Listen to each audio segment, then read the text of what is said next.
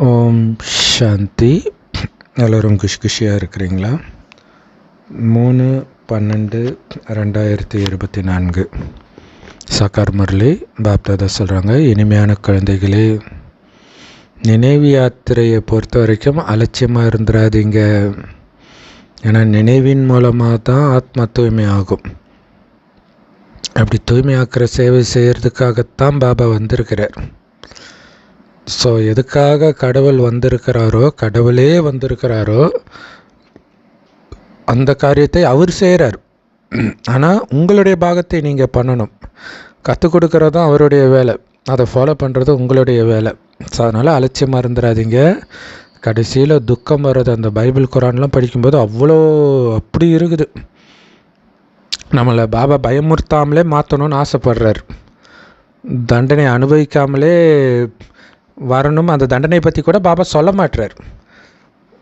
சரியாயிக்கோன்னு சொல்கிறார். தண்டனையெல்லாம் பைபிள் குரானில் இருக்குது, பயங்கரமாக இருக்குது. ஸோ ரொம்ப எச்சரிக்கையாக பாருங்கள். இப்போ இந்த மழையில் நிறைய ஏரி உடச்சிட்டு நிறைய டிஸ்ட்ரிக்டில் வீடெல்லாம் மூழ்கிடுச்சு. ஸோ நைட்டு 3 மணிக்கு ஏறிச்சான் தண்ணி. அந்த மாடியில் ஏறுறதுக்கு அந்த அந்த சைட்லாம் பார்த்திங்கன்னா மாடி வீடே இருக்காது. ஃபஸ்ட்டு அந்த மாடிக்கு போகிறதுக்கு படிக்கட்டும் இருக்காது. அவங்க நிலமையெல்லாம் என்ன ஆகிருக்கும்? அவங்க எப்படி வெளிலே வர முடியாது. எவ்வளோ பெரிய கொடுமையெல்லாம் அனுபவிச்சிட்ருக்கிறாங்க. ஸோ அந்த நிலை வரக்கூடாதுன்னு தான் பாபா சொல்கிறார். நினைவில் இருங்க. பாவத்தை அழிச்சிட்டிங்கன்னா தப்பிச்சிடுவீங்கன்றார். ஸோ அலட்சியமாக இருக்காதீங்க. கேள்வி, குறிப்பாக நம்ம சக்தி வேறு கொடுத்துக்கிட்டே இருக்கணும், அதுவும் நினைவு தான் இல்லையா? கேள்வி, நம்மளுடைய உணவு பழக்கமும் நாம் குடிக்கிற எந்த பொருளாக இருந்தாலும் அது தூய்மையாக இருக்கிறதுக்கு எந்த உணர்வு நாம் மெயின்டைன் பண்ணணும்? பதில், நாம் சத்திய கண்டத்திற்கு போகிறதுக்காக, மனிதன்லேருந்து தேவதை ஆகிறதுக்காகத்தான் பாபா கிட்ட வந்திருக்கிறோன்ற நினைப்பு மட்டும் இருந்துச்சுன்னா கண்டிப்பாக நீங்கள் அசுத்தமான உணவையோ அசுத்தமான பானத்தையோ குடிக்க மாட்டீங்க. ஏன்னா தேவதைகள் ஒருபொழுதும் அசுத்தமானதை சாப்பிடவோ குடிக்கவோ மாட்டார்கள். இல்லை, அங்கே இருக்கிற மாதிரியே ஆகிறதுக்கு வந்திருக்கிறோம். அங்கே ஏன் போகணுன்னு ஆசைப்படுறோம்? அங்கே துக்கமே இருக்காது, அதனால் போகணுன்னு ஆசைப்படுறோம். அங்கே அளவற்ற சந்தோஷம் இருக்கும், அதனால் போகணுன்னு ஆசைப்படுறோம். ஸோ அப்போ அங்கே இருக்கிற மாதிரியே உங்களுடைய குணம் இங்கே இருக்கணும். ஏன்னா உண்மையான அப்பா கிட்ட வந்திருக்கிறீங்க. தூய்மையான உலகத்தின் சத்திய கண்டத்தின் எஜமானர் ஆகிறதுக்காக வந்துட்டு நீங்கள் அழுக்காக முடியாதுன்றார். அப்பா கிட்ட வந்த பிறகு அழுக்காக முடியாது. அடித்து உதச்சாவது தூய்மையாக்கிட்டே இருப்பார். ஸோ அதுக்கு பதில் நீங்களே பாபா சொல்கிற மாதிரியே இருந்துக்கிட்டால் தப்பிச்சோம். ஸோ அதனால் ரொம்ப கவனமாக இருக்கணும். ஆக்சுவலாக பாபா குழந்தைங்களுடைய உடம்பு அசுத்தமான உணவை ஏற்றுக்காது. ஃபஸ்ட்டு 2-3 வருஷம் பாபா சொல்கிற மாதிரியே சாப்பிட்டு நீங்கள் ஒரு நாள் ஹோட்டலில் சாப்பிட்டிங்கன்னா முடிஞ்சு போச்சு கதை. ஸோ அதனால் ரொம்ப எச்சரிக்கையாக இருக்கணும். ஹோட்டலும் சரி, வெளியில் சாப்பிட்றது எல்லாமே. ஓம் சாந்தி. ஆன்மீக தந்தை ஆன்மீக குழந்தைங்களை கேட்குறார், குழந்தைகளே உட்காரும்போது யார் நினைவில் உட்காந்துட்ருக்கிறீங்க? உங்களுடைய எல்லையற்ற தந்தையை நினைக்கிறீங்க. அவர் எங்கே இருக்கிறாரு? என்னென்னு கூப்பிட்டீங்க? பதித்த பாவனான்னு கூப்பிட்டீங்க. சன்னியாசிகள் கூட பதித்த பாவனா சீதாராமா, ரகுபதி ராகவ ராஜாராம் பதித்த பாவனா சீதாராம்னு பாடுறாங்க, வாங்கன்னு கூப்பிடுறாங்க சன்னியாசிகளே. ஸோ அவர் இப்போ வந்துட்டார். அவர் எங்கே இருக்கிறாரு, எப்படி இருக்கிறாரு எல்லாம் தெரியும். தெரிந்த பிறகு அவரை நினைக்கிறது தானே நம்மளுடைய வேலையாக இருக்கணும். எதுக்கு அவரை நினைக்கிறோம்? தூய்மையாகி தூய்மையான தங்க யுகத்துக்கு போகிறதுக்காக, இந்த அழுக்கான இரும்பு யுகத்திலேருந்து தப்பிக்கிறதுக்காக அவரை நினச்சிட்டு இருக்கிறோம். ஆனால் நாம் இப்போ இரும்பு யுகத்துடைய இறுதியில் உட்காந்துட்ருக்குறோம், சத்தியுகத்தின் ஆரம்பத்தில் உட்காந்துட்ருக்குறோம், ரெண்டுத்துக்கும் நடுவில் உட்காந்துட்ருக்குறோம். ஸோ அதனால தான் எங்களை தூய்மையாக்குங்க. இல்லை, கலியுகம் முடிஞ்சிடுச்சு, இப்போ அடுத்த யுகத்துக்கு உங்களை நீங்கள் தயார்படுத்திக்கணும். நாம் யார்? ஆத்மாக்கள். ஸோ ஆத்மா தான் தூய்மை ஆகணும். எப்போ ஆத்மா தூய்மை ஆகுதோ அப்போ அதுக்கு தூய்மையான உடல் கிடைக்கும். எப்போ ஆத்மா அழுக்காகுதோ அப்போ அழுக்கான உடல் தான் கிடைக்கும். ஸோ அழுக்கான உடலில் தான் ஊறப்பட்ட வியாதி இதெல்லாம் இருக்குது. அப்போ இதுலேருந்து தப்பிக்கணும்னா தூய்மையான உடல் கிடைக்கணும். அதுக்கு உங்கள் ஆத்மா தகுதியாக இருக்கணும், அதாவது தூய்மையாக இருக்கணும். மற்றபடி இந்த உடல் களிமண்ணினால் செஞ்ச பொம்மை, எப்போ வேணாலும் உடச்சி போட்டு போயிடலாம். ஆனால் அதுக்குள்ளே இருக்கிற ஆத்மா இருக்குது பாருங்கள், அது அழிவற்றது. அந்த ஆத்மா தான் இந்த பொம்மை மூலமாக பேசுது. நாங்கள் அழுக்காயிட்டோம், எங்களை தூய்மையாக்குங்கன்னு கூப்பிடுது. ஸோ பாபா உங்களை தூய்மையாக்குறார். ஆனால் 5 விகார ராவணன் உங்களை அழுக்காக்குறான். ஞாபகப்படுத்துகிறார், குழந்தை நீ எவ்வளோ தூய்மையாக இருந்த தெரியுமா? 84 பிறவிகள் எடுத்த பிறகு உன்னுடைய கடைசி ஜென்மத்தில் நீ இப்போ இருக்கிற.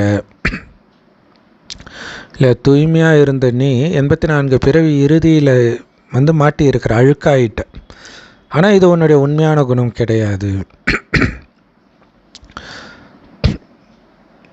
ஸோ எப்படி ஸ்கூலுக்கு போகும்போது நல்லா க்ளீனாக ட்ரெஸ்ஸை போட்டு வரும்போது அழுக்காக எடுத்துகிட்டு வர மாதிரி ஆத்மாவும் அழுக்காயிடுச்சின்னு பாபா சொல்கிறார்.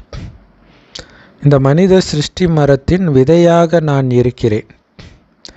என்னைத்தான் நீங்கள் பரமபிதா பரமாத்மா கடவுளே தந்தையே என்னை விடுவீங்க இந்த துக்கம் நிறைந்த உலகத்தில் இருந்துன்னு கூப்பிட்டீங்க.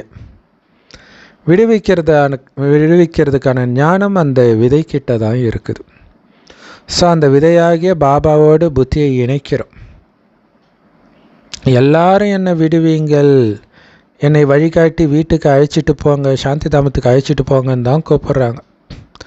ஏன்னா அவ்வளோ துக்கம் இல்லை. நேற்று வெள்ளத்தில் மாட்டின எல்லாருடைய மனதிலும் இந்த எண்ணம் வந்திருக்கும் தானே.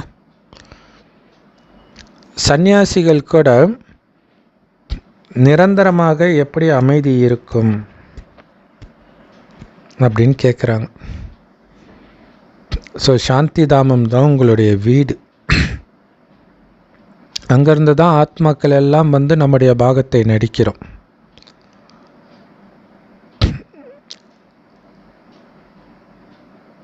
அப்போ பாருங்களாம், குடும்பத்தில் இருந்துட்டு அமைதி இல்லைன்னா பரவாயில்ல, சன்னியாசிகளே அமைதியை தான் கேட்குறாங்க. யாருக்குமே அமைதி இல்லை.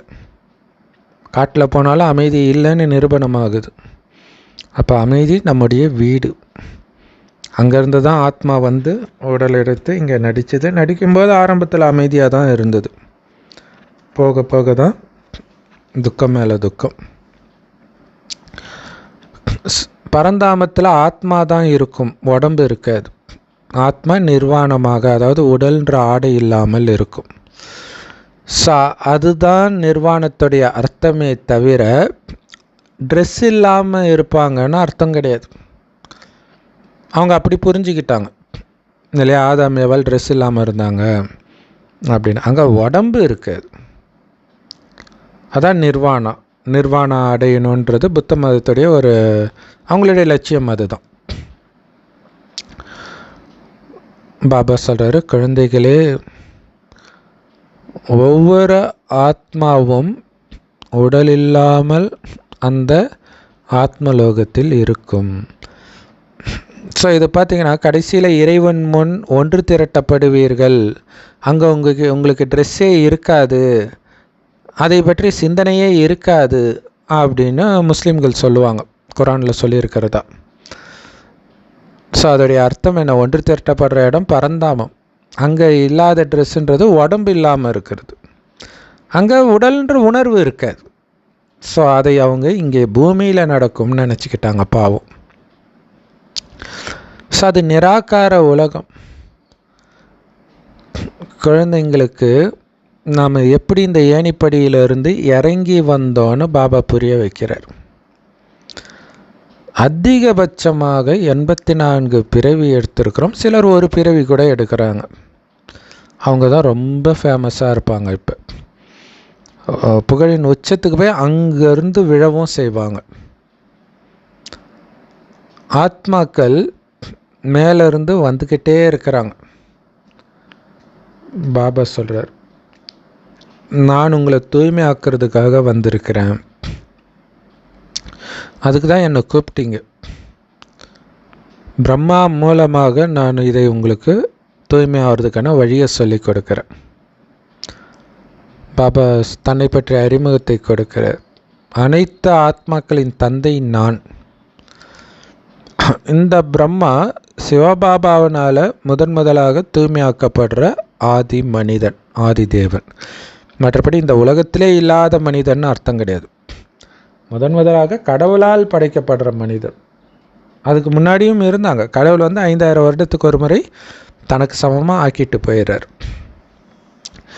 ஸோ எப்படி இந்த பிரம்மா பாபா உடலில் சிவபாபா நுழையிறார் அப்படிங்கிறது நமக்கு தான் தெரியுது. பதித்த பாவனா வாங்கன்னு நீங்கள் என்னை கூப்பிட்டீங்க இல்லையா? தானாக வரல, நீங்கள் கூப்பிட்டு தான் வந்திருக்கிறேன்றார். ஸோ அப்போவாவது நீங்கள் கவனிப்பீங்களேன்றதுக்காக தான் அதை ஞாபகப்படுத்துகிறார். உடம்பு மூலமாக ஆத்மா கூப்பிட்டுச்சு, பல ஜென்மமாக கூப்பிட்டது எது? அதுதான் முக்கியமான விஷயம், ஆத்மா. அதை தான் ஞாபகப்படுத்திக்க சொல்கிறார். ஆத்ம உணர்வுக்கு வாங்க. இப்போ நீங்கள் துக்கம் நிரம்பிய உலகத்தில் இருக்கிறீங்க பாருங்கள். திடீர்னு மனிதர்கள் இறக்கிறத, திடீர்னு இயற்கை சீற்றம் வர்றதை பார்த்துட்டு தானே இருக்கிறோம். ஆனால் சொர்க்கத்தில் இயற்கை சீற்றமும் வராது, யாருக்கும் எந்த நோயும் வராது. பேரே சொர்க்கம். எவ்வளோ அற்புதமான பேர். ஸோ அதோடைய பேரை சொன்னாலே உங்கள் மனசு சந்தோஷத்தில் குதிக்குது. கிறிஸ்தவர்கள் கூட கிறிஸ்துவுக்கு முன்னாடி சொர்க்கம் இருந்தது 3000 வருடம் முன்பு, கிறிஸ்துவுக்கு 3000 வருடம் முன்புன்னு சொல்கிறாங்க. ஆனால் பாருங்கள், கிறிஸ்தவ தர்மம் தோன்றியது எங்கேயோ, அவங்களுக்கு தெரியுது.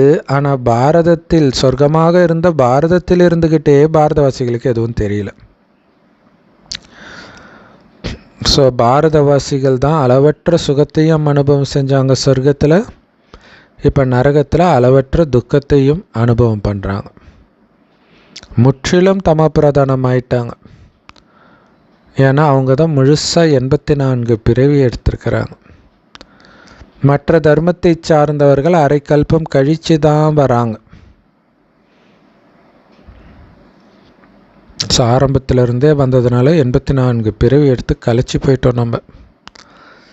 தேவதைகள் அரைக்கல்பமாக எந்த தர்மமும் இல்லாமல் அவங்க மட்டும் ஆட்சி செஞ்சாங்க.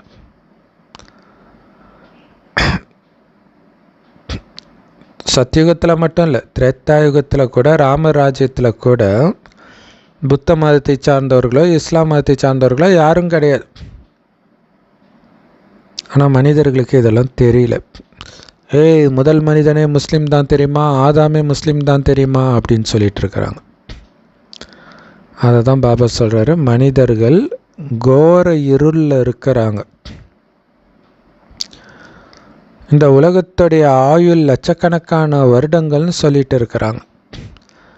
அதனால தான் மனிதர்களுக்கு 5000 வருடம் தான் காலச்சக்கரமேன்னு சொல்லும்போது குழம்பிடுறாங்க. இல்லையே, கலியுகம் இப்போ தானே தோன்றி இருக்குது, அது இன்னும் 40 வருஷம் வருமே, 40,000 வருஷம் வருமே அப்படின்னு நினச்சிட்டு இருக்கிறாங்க. ஆனால் கலியுகம் முடிய போகுது, தங்க யுகம் வரப்போகுதுன்னு நம்ம புரிஞ்சுக்கிட்டோம். அந்த தங்க யுகத்திற்கான ஆஸ்தியை அடையிறதுக்காகத்தான் நம்ம பாபா கிட்டே வந்திருக்கிறோம். நீங்கள் எல்லோரும் சொர்க்கத்தில் வசித்தவர்கள். ஸோ பாபா இந்த சொர்க்கத்தை ஸ்தாபனை பண்ணுறதுக்குத்தான் வரார். அவர் மட்டும்தான் சொர்க்கத்தை ஸ்தாபனை பண்ண முடியும். ஆனால் தான் அவர் இறுதியில் வரார். மற்றவர்களாம் மத ஸ்தாபகர்கள், மதத்தைத்தான் ஸ்தாபனை பண்ண முடியும். நாம் சொர்க்கத்துக்கு போன பிறகு எல்லோரும் சாந்தி தாமத்துக்கு போயிடுவாங்க. ஸோ அந்த சாந்தி தாமமும் இனிமையான வீடு, எல்லா ஆத்மாக்களும் வசிக்கிற இடம் அது. ஆனால் அங்கேயே நிரந்தரமாக இருந்துட முடியாது. அவங்கவுங்க நேரத்துக்கு பூமியில் அவங்க பாகத்தை நடித்தே ஆகணும் உடல் எடுத்து. மேலே ஆத்மாவை உடம்பு இல்லாமல் எதுவும் பேச முடியாது. அங்கே உடல் இல்லாத காரணத்தினால முழு அமைதியாக அவங்க இருக்கிறாங்க. எவ்வளோ பெரிய ஆச்சரியம். அப்போ உடம்பு இல்லைன்னா அமைதியாக இருப்பாங்க. அதுக்கு தான் பாபா சொல்கிறார், உடல்ன்ற ஒன்றை மறந்து ஆத்ம உணர்வில் இருங்க, அமைதியாக இருப்பீங்கன்றார். ஸோ அரை கல்பத்திற்கு தேவதைகளுடைய சூரிய வம்ச சந்திர வம்ச ராஜ்யம் நடக்கும். அடுத்த அரை கல்பம் துவாபரக கலியுகத்தில் மனிதர்கள் இருப்பாங்க. ஆரம்பத்தில் இருந்த அந்த தேவதைகளின் ராஜ்யம் எங்கே போச்சு, தேவதைகள் எங்கே போனாங்கன்னு யாருக்குமே தெரியாது. நமக்கு தான் இதை பற்றிய ரகசியம் எல்லாம் பாபா கிட்ட இருந்து தெரிஞ்சுக்கிறோம். வேற யாருக்கிட்டையும் இந்த ஞானம் கிடையாது. ஸோ பாபா தான் வந்து இந்த ஞானத்தை நமக்கு கொடுத்து மனிதர்களை தேவதைகளாக மாற்றுற. மனுஷன்லேருந்து தேவதை ஆகிறதுக்காகத்தான் நாம் வந்திருக்கிறோம். அப்படின்னா தேவதைகள் ஒருபொழுதும் அழுக்கான உணவு பானத்தை சாப்பிட மாட்டாங்களே, நீங்கள் சாப்பிடலாமா? அவங்க ஒருபொழுதும் சிகரெட் குடிக்க மாட்டாங்களே, நீங்கள் குடிக்கலாமா? இந்த அழுக்கான மனிதர்கள் என்னென்ன பண்ணுறாங்கன்னு கேட்காதீங்க, அவ்வளோ சீச்சி வேலைகளை பண்ணுறாங்கன்ற. எல்லாத்தையும் சாப்பிட்றாங்க. ஆமக்கறி, முதலக்கறி, பாம்பு கறி எல்லாத்தையும் சாப்பிட்றாங்க. தெரிஞ்சும் சாப்பிட்றாங்க, தெரியாமலும் ஆட்டுக்கறின்னு நினச்சிட்டு காக்கா கறி, கோழிக்கறி, கோழிக்கறி நினச்சிட்டு காக்கா கறி, ஆட்டுக்கறி நினச்சிட்டு பூனைக்கறி, நாய்க்கறி இதெல்லாம் சாப்பிட்டுட்ருக்குறாங்க. எதுக்கு கறி சாப்பிடுவானே, அப்புறம் இதெல்லாம் போய் சாப்பிடுவானே. பாபா சொல்கிறாரு, இதுக்கு முன்னாடி இதே பாரதம் சத்தியகண்டமாக இருந்தது. ஸோ கண்டிப்பாக சத்தியகண்டத்தை சத்தியமான தந்தை தானே ஸ்தாபனை பண்ணியிருக்க முடியும். ஏன்னா பாபாவைத்தான் சத்தியமானவர்னு சொல்லப்படுது. பாபா சொல்கிறாரு, பாரதத்தை நான் தான் சொர்க்கமாக மாற்றுகிறேன். நீங்கள் எப்படி உண்மையிலே தேவதை ஆகிறது அப்படிங்கிறதையும் நான் தான் உங்களுக்கு புரிய வைக்கிறேன்.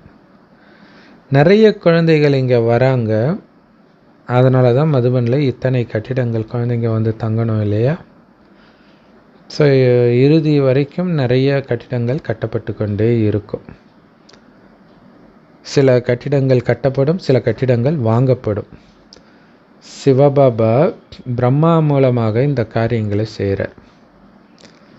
பிரம்மா கூட அசிங்கமாயிட்டார். ஏன்னா அவருடைய பல ஜென்மத்தின் கடைசி ஜென்மத்தில் இருக்கிறார் இல்லையா, தமோபிரதானம் ஆயிட்டார் இல்லையா. ஆனால் இன்னும் கொஞ்ச நேரத்தில் அவர் அழகாயிடுவார், கிருஷ்ணர் உடலை எடுப்பார். ஸோ கிருஷ்ணரை அழகாகவும் காட்டக்கூடிய படங்கள் இருக்குது, அசிங்கமாகவும் காட்டக்கூடிய படங்கள் இருக்குது. அதுதான் ஷாம் சுந்தர்.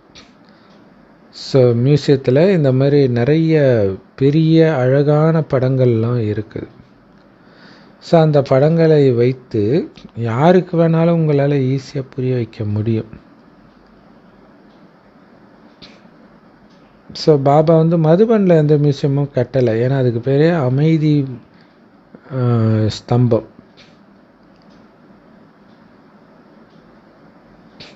நாம் இப்போ நம்ம வீட்டுக்கு பரந்தாமத்துக்கு போகணும் அப்படின்னு நாம் தெரிஞ்சுக்கிட்டோம். ஸோ இப்போ நாம் வந்து அந்த வீட்டுக்கு போகணும், அங்கேருந்து இங்கே வந்து நடிக்கணும். ஏன்னா பரந்தாமம் தான் நாம் வசிக்கிற இடம். அங்கேருந்து இங்கே வந்து உடல் எடுத்து நம்ம பாகத்தை நடிக்கிறோம். முதல்ல குழந்தைங்களுக்கு என்ன நிச்சய புத்தி இருக்குன்னா, இங்கே நடத்துறது மனுஷனோ சாது சன்னியாசியோ கிடையாது, கடவுளே வந்து சொல்லி கொடுத்துட்ருக்கிறாருன்றதில் அசைக்க முடியாத நிச்சய புத்தி இருக்கணும். ஏன்னா இந்த பிரம்மா தாதா வந்து சிந்துல வசித்து வந்தவர். ஆனால் அவருக்குள்ளே பூந்து இந்த ஞானத்தை கொடுப்பவர் ஞானக்கடல் சிவத்தந்தை. அவரை யாருக்குமே தெரியாது. இறைத்தந்தைன்னு சொல்கிறாங்க, இன்னொரு பக்கம் அவருக்கு பேரு ரூபமெல்லாம் கிடையாது, நிராகாரர்னு சொல்கிறாங்க. அதனால தான் அவர் வந்துட்டாருன்னா ஏற்றுக்க முடியல அவங்களால. அவருக்கு தான் பேரு ரூபமே கிடையாது அப்படின்னு ஒரு பக்கம் சொல்லிவிட்டு, இன்னொரு பக்கம் கடவுள் இல்லாத பொருளே கிடையாதுன்றாங்க. அப்போ எல்லாத்துக்குமே உருவம் பேரெல்லாம் இருக்குது தானே. ஸோ அவங்கக்கிட்ட கேளுங்க பரமாத்மா எங்கே இருக்கிறாருன்ட்டு. அப்போ சொல்லுவாங்க, அவர் இல்லாத இடம் எங்கெங்கே இருக்குதுன்னுவாங்க. எல்லாருக்குள்ளேயும் இருக்கிறாருன்னுவாங்க. எல்லாருக்குள்ளேயும் ஆத்மா தான் இருக்குது. பரமாத்மா எப்படி இருப்பார்? அதனால்தான் எல்லோரும் ஒருவருக்கொருவர் சகோதரர்கள். எப்படி கடவுள் ஒவ்வொரு அணுவிலும் இருக்க முடியும்? ஸோ எல்லாருக்குள்ளேயும் ஆத்மாவும் இருக்குது, பரமாத்மாவும் இருக்கிறாருன்னு சொல்ல முடியாது. நீங்கள் அந்த பரமபிதா பரமாத்மாவைத்தான் கூப்பிட்டீங்க, பாபா அழுக்காக இருக்கிற எங்களை தூய்மையாக்குங்கன்ட்டு. என்னை வர சொல்லி கூப்பிட்டு இங்கே குறிப்பாக உங்கள் எல்லோரையும் தூய்மையாக்கக்கூடிய இந்த வியாபாரம் அல்லது சேவையை பண்ண சொன்னீங்க. அதுக்கு தான் பாபா வந்திருக்கிறார். அதுக்கு எங்கே அவருக்கு அழைப்பு கொடுத்தீங்க? இந்த அழுக்கான கலியுகத்தில் தான் அவருக்கு அழைப்பை கொடுத்தீங்க. சத்தியுகத்தில் திரேதாயுகத்தில் அவரை கூப்பிடவே இல்லை. பாபா நாங்கள் அழுக்காக இருக்கிறோம் அப்படின்னு சொல்கிறீங்க. பாபா ஒருபொழுதும் தூய்மையான உலகத்தை பார்க்குறதே கிடையாது. அவர் அழுக்கான உலகத்தில் வருவதே உங்களுக்கு சேவை செய்கிறதுக்காகத்தான் பாபா வரார். ஸோ உண்மையிலே பாபா தூய்மையான உலகத்தையும் பார்க்கல, அழுக்கான உலகத்தையும் பார்க்கல. அதான் சுகதுக்கத்திற்கு அப்பாற்பட்டு இருக்கிறேன். அதனால தான் பாபா எங்கேயும் வர்றது கிடையாது மதுபனை தவிர. தூய்மை ஆகிட்டு தான் வந்து பார்க்க வரும். சங்கமகத்தில் தான் அவர் வரார். அவர் இந்த அழுக்கான உலகத்தில் உங்களுக்கு சேவை செய்கிறதுக்காக மட்டும்தான் வரார். இதை சுற்றி பார்க்க வரல. இந்த ராவண ராஜ்யம் இப்போ அழியணும்.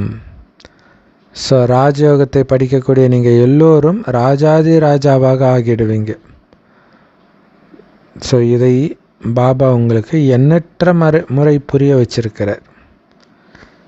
ஸோ மீண்டும் 5000 வருடம் கழிச்சு புரிய வைப்பார். தங்கயுக வெள்ளியுக ராஜ்யங்கள் இப்போ ஸ்தாபனை ஆகிட்டு இருக்குது. ஸோ முதல்ல பிராமண குலம் இருக்கணும். மனித இனத்தின் தந்தை பிரம்மா, மனித இனத்தின் தந்தையாக பிரம்மாவைத்தான் நாம் நினைவு பண்ணுறோம். ஸோ பிரம்மா தான் மனித சிருஷ்டியின் தந்தை, ஆதிபிதா, ஆதாம், ஆதிதேவ், முதல் தேவதை இப்படியெல்லாம் அழைக்கப்படுறார். ஆனால் அந்த பிரம்மா இப்போ வந்துட்டாரு, அவர் மூலமாக சிவன் ஞானத்தை கொடுத்துட்டு இருக்கிறாரு அப்படின்னு யாருக்குமே தெரியாது. ஸோ நிறைய பேர் இந்த ஞானத்தை கேட்க வராங்க, பிறகு மாயின் வசமாகி போயிடுறாங்க. அப்போ புண்ணிய ஆத்மாவாக ஆகிறதுக்கு பதில் இன்னும் பாவாத்மாவாகிடுறாங்க. ஏன்னா மாயா அந்தளவுக்கு சக்திசாலி. விட்டுருமா முதல் நாள்லேருந்தே யுத்தத்தை ஸ்டார்ட் பண்ணிவிடும். கருணையே இருக்காது. இன்றைக்கி தானே பாப்பா குழந்தை ஆகிருக்குது, விட்டு வைப்போம். ஸோ எல்லாரையும் பாவாத்மாவாக்கிடும் இந்த மாயா. இந்த கலியுகத்தில் ஒரு தூய்மையான புண்ணிய ஆத்மா கூட கிடையாது. தேவதைகள் தான் தூய்மையான ஆத்மாக்களே. ஸோ எப்போ நீங்கள் அழுக்காகிறீங்களோ அப்போ தான் கடவுளே கூப்பிட ஆரம்பிச்சிங்க. எப்போ பக்தி ஸ்டார்ட் ஆகிடுச்சோ அப்போ நீங்கள் அழுக்காகிட்டீங்கன்னு அர்த்தம். இது ராவண ராஜ்யத்தின் அழுக்கான உலகம். இதை முட்களின் காடுன்னு கூட சொல்லலாம். தங்க யுகத்தை தான் மலர்களின் பூந்தோட்டம்னு சொல்லுவோம். ஸோ முகல் கார்டன்ட்டு மும்பையில் இருக்குது. அதுக்கு இப்போ பேர் கூட மாற்றிட்டாங்கன்னு நினைக்கிறேன். ஸோ அங்கே நிறைய முதல் தரமான மலர்கள் இருக்குது அப்படின்னு சொல்கிறார் பாபா. எருக்கம்பூ கூட அங்கே நீங்கள் பார்க்கலான்றார். யாருக்குமே அதோடைய மகத்துவம் தெரியாது. எதுக்கு பார்க்கில் போய் எருக்கம்பூ வச்சுருக்கிறாங்க, அதுதான் எல்லா இடத்துலையுமே இருக்குமே அப்படின்னு தானே தோணும். அதே மாதிரி சிவனுக்கு ஏன் எருக்கம்பூவை வந்து கொடுக்குறாங்க, அர்ச்சிக்கிறாங்க அப்படின்னு கூட தெரியாது.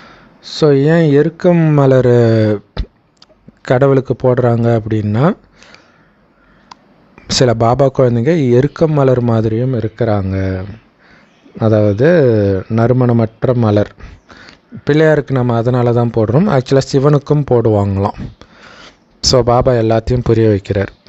பலவிதமான மலர்கள் இருக்கிறாங்க, எல்லா மலர்களுக்கும் நான் இந்த ஞானத்தை கொடுக்கிறேன். ஸோ முதல் தரமான மல்லிகை மலர்களும் இருக்கிறாங்க, நறுமணமிக்கவர்கள். அதே மாதிரி மற்ற நறுமணமிக்க மலர்களும் இருக்கிறாங்க, சில எருக்க மலர்களும் இருக்கிறாங்க. ஸோ வரிசை கிரமம் இருக்குது. இது துக்கதாமம், மரண உலகம். தங்க யுகத்தை தான் மரணமற்ற உலகம், அமரலோகம்னு சொல்லுவோம். இது எந்த வேதத்திலையும் சொல்லப்படலை இல்லை. அவங்க வேறு எங்கேயோ இருக்குது சொர்க்கம், அங்கே மரணம் இருக்காதுன்னு நினச்சிக்கிட்டாங்களே தவிர, இந்த பூமியில் கிருதா யுகம் இருக்குதுன்னு அவங்களுக்கு தெரியும். ஆனால் இது தான் சொர்க்கம், இங்கே தான் அமரலோகம்ன்றது அவங்களுக்கு தெரியல. ஏன்னா அவங்க காட்டினதெல்லாம் என்ன, கிருஷ்ணர் இறந்துட்டார், ராமர் இறந்துட்டார், அப்போ பூமிக்கு வந்தாலே ஒருத்தங்க இறந்துடுவாங்க அப்படின்னு நினச்சிட்டாங்க. ஸோ ஆத்ம உணர்வில் இருக்கும் பொழுது சரீரத்தை விடுறதுக்கு பேர் மரணம் கிடையாதுன்னு அவங்களுக்கு தெரியாது. எந்த வேதத்திலையும் அப்படி சொல்லப்படவும் இல்லை. ஏன்னா பிரம்மபாபா வேதங்களை எல்லாம் படிச்சிருக்கிறார். மற்றபடி சிவபாபா ஒன்றும் வேதங்களை படித்து உங்களுக்கு இதெல்லாம் புரிய வைக்கிறது கிடையாது. ஏன்னா அவரே சத்கதி வழங்கும் வள்ளல், சுயம்பு ஞானக்கடல். சில சமயம் அவர் வந்து கீதையை மட்டும் ஒரு மேற்கோடு இட்டு காட்டுறார், அவ்வளோதான். ஆனால் உண்மையான கீதையை கடவுள் தான் பேசுகிறார். ஸோ இதுதான் அனைத்து வேதங்களின் சிரோன்மணின்னு சொல்கிறது. ஆனால் மனிதர்களுக்கு பாவம் கடவுள் யாருன்னே தெரியலையே பாரதவாசிகளுக்கு. நான் சுயநலமற்ற சேவை செய்கிறேன், உங்களுக்கு செய்து உங்களை உலகத்துக்கே எஜமானராக்கிறேன், ஆனால் நான் ஆவது கிடையாது. எவ்வளோ பெரிய விஷயம் இல்லையா? நீங்கள் என்ன சொர்க்கத்தில் நினைவு பண்ணுறது கிடையாது, எல்லோருமே துக்கத்தில் தான் என்னை நினைவு செய்கிறாங்க. சுகத்தில் யாருமே நினைவு செய்கிறது கிடையாது. ஸோ இதுதான் சுகதுக்கத்தின் விளையாட்டு. நீங்கள் இனிமேல்ட்டு நினைக்க மாட்டீங்கன்னு தெரிஞ்சே பாபா நம்மளை சொர்க்கத்துக்கு அனுப்புகிறாரு பார்த்தீங்களா? அதுதான் அன்பே சிவம். அங்கே எந்த விதமான வேறு தர்மங்கள் இருக்கவே இருக்காது. எல்லாமே லேட்டாக வரவங்க தான் நரகத்தில் தான் வராங்க, மற்ற மதத்தினர்லாம். இந்த பழைய உலகம் இப்போ அழிய போகுதுன்னு நமக்கு தெரிஞ்சு போச்சு. எத்தனை இயற்கை சீற்றங்கள், எத்தனை புயல்கள் வரப்போகுதுன்னு பாருங்கள். முழு வீச்சோடு வருன்றார். ஸோ இப்போ நேற்று வந்த வெள்ளம் அப்படி இருக்குது. வீட்டுக்கு மேலே ஓடுது தண்ணி, அப்படி நிற்கலை, ஓடுது, அப்படியே ஆற்றுல அடிச்சுட்டு ஓடுற மாதிரி ஓடுது. அப்போ எப்படி இருக்கும்? ஸோ இதுக்கு முன்னாடி சென்னையில் காட்டும் போதெல்லாம் அது நிற்கிற மாதிரி இருக்கும். இது வந்து அதே ஃபோர்ஸில் போகுது. எல்லாரும் அழிஞ்சு போயிடுவாங்க. ஸோ பாபா வந்து புத்தியற்ற உங்களை புத்திசாலிகளாக மாற்றுறார். அளவற்ற செல்வத்தை கொடுக்கிறார். அளவற்ற செல்வத்தை கொடுத்திருந்தார். எங்கே போச்சு எல்லாம்? எங்கே போய் தொலைச்சிங்க? அனைத்தையும் இழந்து காய பிச்சைக்காரனாக இருக்கிறீங்க. ஸோ ஒரு காலத்தில் தங்கக்குருவின்னு சொல்லப்பட்ட பாரதத்துடைய நிலைமையை இன்னைக்கு பாருங்கன்றார். பதித பாவனர் தந்தை வந்திருக்கிறார். மீண்டும் ராஜயோகத்தை கற்றுக் கொடுத்து உங்களை ராஜாதி ராஜாவாக, பாரதத்தை தங்கக்குருவியாக மாற்றுறதுக்காக வந்திருக்கிறார். மனிதர்கள் கற்றுக் கொடுக்கறதுக்கு பேர் ஹடயோகம். பாபா கற்றுக் கொடுக்கறது தான் ராஜயோகம். இந்த ராஜயோகத்தை மட்டும்தான் ஆண்களும் பெண்களும் எல்லா வயதினரும் பண்ண முடியும். ஹடயோகத்தை எல்லாரும் பண்ணிட முடியுமா? வயதானவர்கள் பண்ண முடியுமா? நோயாளிகள் பண்ண முடியுமா? அது மட்டும் இல்லை, ஹடயோகம் மெயினாக ஆண்களுக்காக. ஏன்னா அது துறவற மார்க்கம் இல்லையா, குடும்பத்தை விட்டுட்டு குரு பின்னாடி ஓடுற மார்க்கம் அது. பாபா சொல்கிறாரு, நீங்கள் முயற்சி செய்து நாங்கள் கண்டிப்பாக உலகத்தின் எஜமானர்களாக ஆகிட்டு இருக்கிறோன்னு எல்லாருக்கும் காட்டணும், தூய்மையாக இருந்து காட்டி. இந்த உலகம் கண்டிப்பாக இப்போ அழிய போகுது, ரொம்ப கம்மியான நேரம்தான் இருக்குது. இதுதான் கடைசி யுத்தம்ன்றார் இல்லையா. கடைசியாக இப்போ இன்னொரு உலக போர் ஸ்டார்ட் ஆகிடுச்சுன்னா முடிஞ்சு போச்சு, அதோட முடிஞ்சு போச்சு உலகம், சாப்டர் க்ளோஸ். அது எல்லாருக்குமே தெரியும். அது ஆரம்பிச்சிடுச்சுன்னா அது நிற்காதுன்றார். அது பாட்டுக்கு நடந்துக்கிட்டே இருக்கும். ஆனால் அந்த யுத்தம் எப்போ தெரியுமா ஸ்டார்ட் ஆகும்? நீங்கள் கர்மாதித்த நிலை அடைந்த பிறகு ஸ்டார்ட் ஆகுன்றார். அப்போ நான் கர்மாதித்த நிலை அடையலை, அப்போ ஸ்டார்ட் ஆகாது, அப்படி தப்பாக புரிஞ்சிக்கக்கூடாது. யார் கர்மாதித்த நிலை அடையணும்னு இருக்குதோ அவங்க அடைஞ்ச உடனே ஸ்டார்ட் ஆகிடும். எல்லாரும் ஆகிற வரைக்கும் பாபா வெயிட் பண்ணிகிட்டு இருக்க மாட்டார், அவங்களுக்கு தான் தண்டனை கிடைக்குமே. ஸோ அதுக்குள்ளே நானும் அடைஞ்சிடணும் அப்படின்ற எச்சரிக்கை உணர்வு இருக்கணும். ஸோ கர்மாதித்த நிலை அடைந்து சொர்க்கத்துக்கு போகிறதுக்கு நீங்கள் தகுதியானவுடன் யுத்தம் ஸ்டார்ட் ஆகிடும். பாபா சொல்கிறாரு, உங்களுடைய நினைவு யாத்திரையில் அலட்சியமாக இருக்காதீங்க குழந்தைகளே. ஆரம்பத்துலேருந்து அதை தான் சொல்கிறார் இல்லை, நினைவு தானேன்னு அலட்சியமாக விட்டுறாதீங்க. இதில் தான் எல்லாம் இருக்குது. ஆத்மாவுக்கு பலம், இந்த கலியுகத்தின் உறவுகளை மறக்கிறது, சொர்க்கத்தின் போதை எல்லாமே இந்த நினைவில் தான் இருக்குது. அதனால தான் மாயை உங்களை நினைக்க விட மாட்டேங்குது. நினச்சிட்டா துக்கத்துலேருந்து தப்பிச்சிடுவீங்களே, அதனால் தடையை ஏற்படுத்திக்கிட்டே இருக்குது. ஸோ அந்த மாதிரி எச்சரிக்கை கொடுத்த அன்பான பாப்தாதாவுக்கு அன்பு நினைவுகள் மற்றும் காலை வணக்கம். பாபா சொல்கிறாங்க, நீங்கள் முதல் தரமான மலர்களாக ஆகணும்.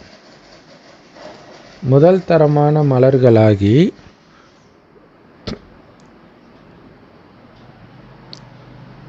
முதல் தரமான மலர்களாகவே நம்ம எப்படி ஆக முடியும்? பாபாவோடு படிக்கும்பொழுது தான் முதல் தரமான மலர்களாக ஆக முடியும். இந்த முட்காட்டை பூந்தோட்டமாக ஆக்கணும். அதுக்கு பாபாவுக்கு முழு உதவியாளர்களாக நீங்கள் மாறணும். கர்மாதீத்த நிலையை அடைந்து சொர்க்கத்தில் உயர்ந்த பதவிக்கான அதிகாரத்தை நீங்கள் அடையணும். அப்படின்னா அதுக்கு நீங்கள் பண்ண வேண்டியதெல்லாம் நினைவு யாத்திரையிலேயே மூழ்கி இருக்கணும். இதில் கொஞ்சம் கூட கவனக்குறைவே இருக்கக்கூடாது. நின்னா பாபா, நடந்தா பாபா, உட்காந்தா பாபான்ட்டு பாபா நினைவு இருந்துக்கிட்டே இருக்கணும். வரதானம் செம பவர்ஃபுல்லான வரதானம். பாபாவுடைய வரதான கரங்கள் எப்பொழுதும் உங்கள் தலையில் இருப்பதாக, அதாவது வரங்களை கொடுத்து கொண்டிருப்பதாக நிரந்தரமாக அனுபவம் செய்து தடைகளை வென்றவர் ஆகுங்கள். மாஸ்டர் விக்ன விநாசக் ஆகுங்கள் அப்படின்னு சொல்கிறார். ஸோ இது ரொம்ப முக்கியமான விஷயம். என்னென்னா, பாபா எந்த நேரத்துக்கு என்ன சக்தி வேணுமோ அதை எனக்கு வரமாக கொடுக்கிறார் அப்படிங்கிறது சதா உங்களுக்கு ஞாபகம் இருக்கணும். ஸோ பிள்ளையாரை விக்ன விநாயகர் அப்படின்னு சொல்கிறோம் இல்லையா, அதோடைய அர்த்தம் என்னென்னா விக்னங்களை, அதாவது தடைகளை அழிப்பவர்னு அர்த்தம். ஸோ யாருக்கு எல்லா சக்திகளும் இருக்குதோ அவங்க தடைகளை அழிப்பவராக ஆகிடுவாங்க. எல்லா சக்தியும் இருந்துச்சுன்னா அவங்க முன்னாடி தடை நிற்க முடியாது. ஸோ அதுக்கு என்ன பண்ணணும் அப்படின்னா, எந்த நேரத்துக்கு எந்த சக்தி தேவையோ அந்த நேரத்திற்கு அந்த சக்தியை கரெக்டாக அவங்க பயன்படுத்தணும். அப்போ எந்த தடையும் நிற்க முடியாது. ஸோ இப்போ சமீபமாக அவ்யக்த முறையில் எடுக்கும்போது அதில் சொல்லுவார் பாபா, எப்போ எஜமானனாக இருக்கணும், எப்போ குழந்தையாக இருக்கணும்னு தெரியணுன்றார். நீங்கள் ஒரு குழுவில் உங்கள் கருத்தை சொல்லும்போது எஜமானனாகி சொல்லுங்கள். சேவைக்கு பிளான் போடும்போது, மீட்டிங் போடும்போது கேட்பாங்களே, ஆளுக்கு ஒரு கருத்தை சொல்லலாம். ஆனால் நீங்கள் சொன்ன கருத்தை அவங்க ஏற்றுக்கணும்னு அவசியம் கிடையாது. சொல்லும்போது எஜமானன் ஆகிட்டு உடனே குழந்தையாகிடுங்க. சொல்லி முடித்தோடனே குழந்தையாகிடுங்க. குழந்தைங்க ஏதாவது சொல்லிவிட்டு டக்குன்னு மறந்துடுமே, அந்த மாதிரி ஆகுங்கன்றார். அப்போ மாயை என்ன பண்ண முடியும்? ஒன்றுமே பண்ண முடியாது. ஸோ அதனால் எந்த நேரத்தில் எந்த சக்தி ஸ்வரூபம் ஆகணுமோ அந்த சக்தி ஸ்வரூபம் ஆகிட்டிங்கன்னா தடையால் நிலைச்சிருக்க முடியாதுன்றார். ஸோ மாயா எந்த ரூபம் வேணாலும் எடுக்கட்டும், எத்தனை ரூபம் வேணாலும் எடுக்கட்டும், அந்தந்த ரூபத்திற்கேற்ற மாதிரி நீங்களும் ரூபத்தை மாற்றக்கூடிய ஞானம் நிரம்பியவராக ஆகணும் இல்லையா? கோபக்காரர் வந்தார்னா அப்படியே அன்பாக பணிவாக பேசுங்க இல்லையா? அந்த நேரத்தில் என்ன பண்ணால் அங்கே அமைதியாக வேலை நடக்கும். அதுதான் ஞானம் நிரம்பிய நிலை. ஸோ அப்படிப்பட்ட ஞானம் நிரம்பிய ஆத்மா ஒருபொழுதும் மாயையிடம் தோல்வி அடையவே மாட்டாங்க. ஸோ எப்போ பாப்தாதாவுடைய வரம் கொடுக்கிற கரம் உங்கள் தலையில் இருக்குதோ அப்போவே உங்களுக்கு வெற்றி திலகம் இடப்பட்டாச்சு இல்லையா? அப்போ நீங்களாக செய்கிறதா நினைக்காதுங்க, பாபா எனக்கு இந்த வரத்தை கொடுக்கிறார். இப்போ மனதுக்குள்ளே நினைக்கணும், குழந்தை அமைதியின் சொரூபமாகு. அப்படியே பாபா கிட்ட இருந்து அப்படியே அமைதி அப்படியே உடம்பு ஃபுல்லாக இறங்கிக்கிட்டே இருக்குது, ஆத்மா ஃபுல்லாக நிரம்புது. ஸோ அதை விட்டு என்னால் நினச்சாலும் வெளில வர முடியாது, அப்படி ஆகிட்டு இருக்கிறேன்னு நீங்கள் பாபா கிட்ட பேசிகிட்டு இருக்கணும். அப்போ சுற்றி என்ன நடந்தாலும் உங்களுக்கு ஒன்றும் தெரியாது. அப்போ தான் அந்த வரம் உங்களுக்கு பிராப்தியாகவே ஆகுது. ஸோ அதை நீங்கள் பயிற்சி பண்ணணும். அதுக்கு எப்போவுமே பாபாவின் வரதான கரங்கள் உங்கள் தலையில் இருக்கிற மாதிரியே ஃபீல் பண்ணணும். ஏன்னா அப்பப்பத்துக்கு தேவையான சக்தியை அவர் கொடுத்து கொண்டே இருக்கிறார். ஒரு விதத்தில் சத்குரு பார்ட்டி இதுதான்.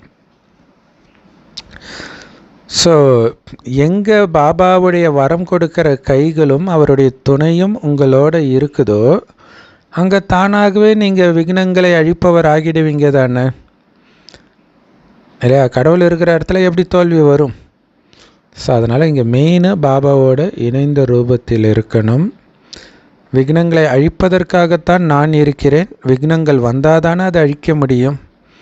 ஸோ அதனால் வருவது அதோடைய வேலை, அழிப்பது ஞானத்தை கொண்டு அதை அழிப்பது என்னுடைய வேலை அப்படிங்கிறது சதா ஞாபகம் இருக்கணும். இது ஒரு விளையாட்டு ஸ்லோகன். யார் தெய்வீக குணங்களை தாரணை பண்ணி மற்றவர்களுக்கும் அதை தானம் பண்ணுறாங்களோ, அதாவது நம்ம குணத்தின் மூலமாக அவங்கள மாற்றுறது, அதுதான் குணத்தை தானம் பண்ணுறது. அப்படிப்பட்டவர்களைத்தான் குணஸ்வரூபமானவர்கள்னு சொல்ல முடியும், தெய்வீக குணஸ்வரூபமானவர்கள் அப்படின்னு சொல்லி பாபா முரளி முடிச்சிட்டார். ஓம் சாந்தி.